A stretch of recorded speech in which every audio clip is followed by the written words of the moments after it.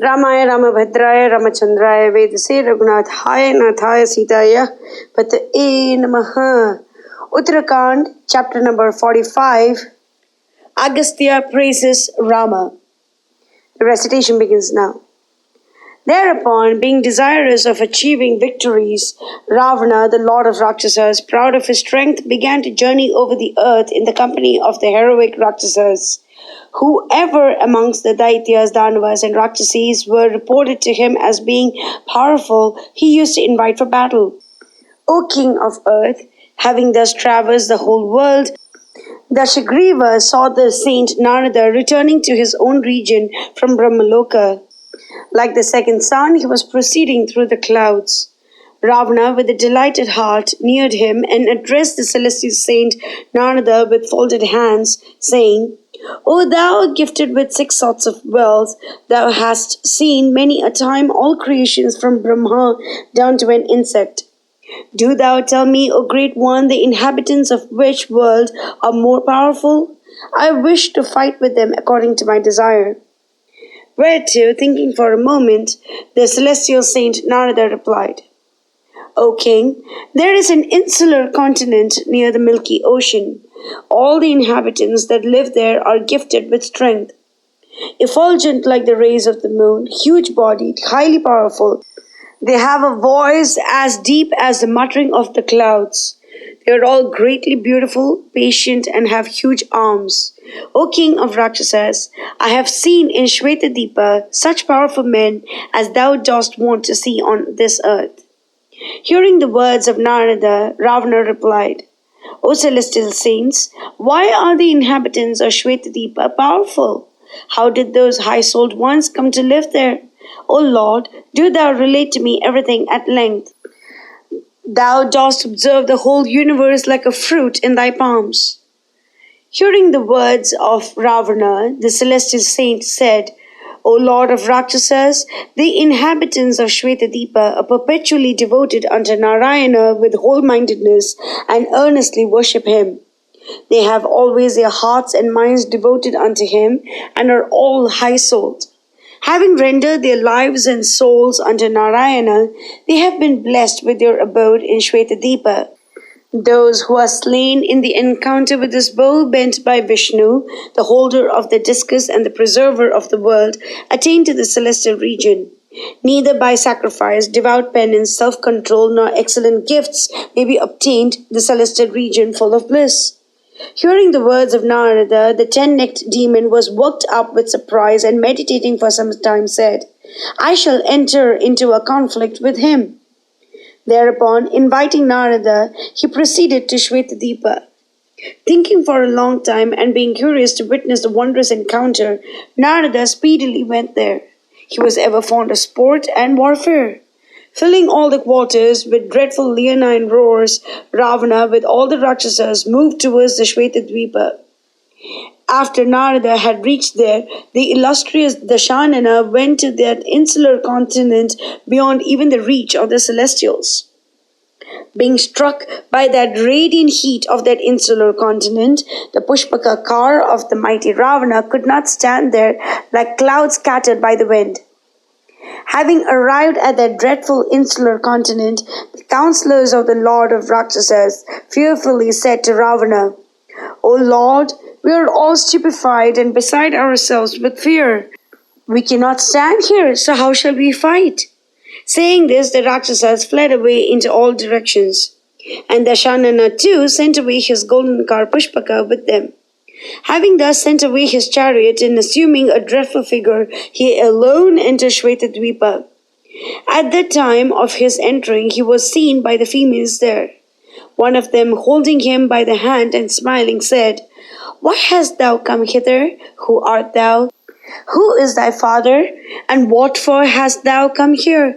Do thou definitely say. Hearing those words, O king, Ravana in anger said, I am the son of the ascetic Vishrava. I am Ravana by name.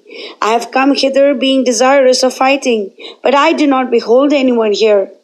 The vicious soul Ravana, having said this, all the young damsels laughed gently. But one of them, being enraged, took up Ravana like a child as if in sport, and hurled him among her companions. And addressing another, she said, "Behold, I have caught this black Ravana, having 20 arms and 10 faces, like a small insect." Thereupon Ravana, being worn out with hurling, passed from one hand to another. Being thus hurled, the learned and powerful Ravana, in anger, severely bit the palms of the fair one. Being overwhelmed with pain, the damsel let him off. Thereupon another, taking that Rakshasa chief, rose up in the welkin. Ravana, again waxing wroth, tore her with his nails. And being left off by the damsel, the terrified night ranger fell down into the waters of the deep. The females inhabiting that insular continent again and again in this wise hurled Ravana. Beholding him thus distressed, the highly effulgent Narada danced in joy and surprise. O thou having long arms, being apprised of this, the vicious souled Ravana stole away Sita with a view to meet death at thy hands. Thou art Narayana, holding the discus, conch, and club. Thou hast in thy hands the bow, the lotus, a thunderbolt, and other weapons. Thou art worshipped of all deities. Thou art graced with the mystic mark Srivatsa, adored by all celestials, hast a lotus navel, art a great ascetic, and Rishikesha, declaring fearlessness unto all devotees. Thou hast assumed a form to bring about the destruction of Ravana. Dost thou not recognize thyself as Narayana? O great one, do not forget thyself.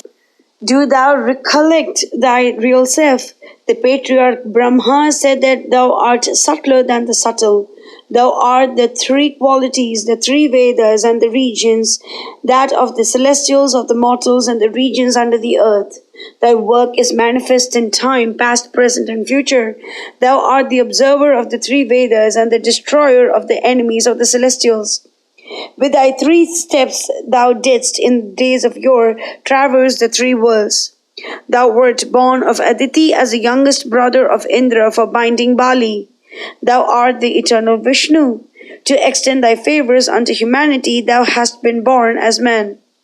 O foremost of the celestials, the work of the deities hath been accomplished. The vicious Ravana with his sons and relatives hath been slain. The rishis, having piety for their wealth, and all the deities have been pleased. O foremost of gods, all this hath been brought about by thy favors, and the whole universe has been pacified. Sita is the very personification of Lakshmi sprung from earth. It is for thee that she has been born in the race of Janaka. Rama, I have thus related to thee the entire story. Hearing this from the Rishi Sanat Kumara, the long-lived Narada described this unto me. Dashanana, to a letter I followed the instructions of Sanat Kumara. Whoever listens to this story at the time of Shraddha, the rice offered by him, becoming inexhaustible, reaches his mains. Hearing this celestial theme, the lotus-eyed Rama, along with his brothers, was greatly surprised. And having their eyes expanded with delight, the monkeys with Sugriva, the Rakshasas with Vibhishna, the kings with their counselors, and all other assembled pious Brahmins, Kshatriyas, Vaishyas, and Shudras, delightedly looked at Rama. Thereupon the highly effulgent sage Agastya said to Rama, O Rama, we have all seen thee and have been honored. Now we shall depart. Saying this, they, being honored, repaired to their respective habitations. The sun set. Rama, the foremost of men, gave farewell to the monkeys and their king, and duly went through the Sandhya rite. Gradually night set in, and he entered the inner apartment. Mangalam Kushalendraya Mahaniya Gunapti Chakravarti Dhanurjaya Sarva Bhaumaya Mangalam.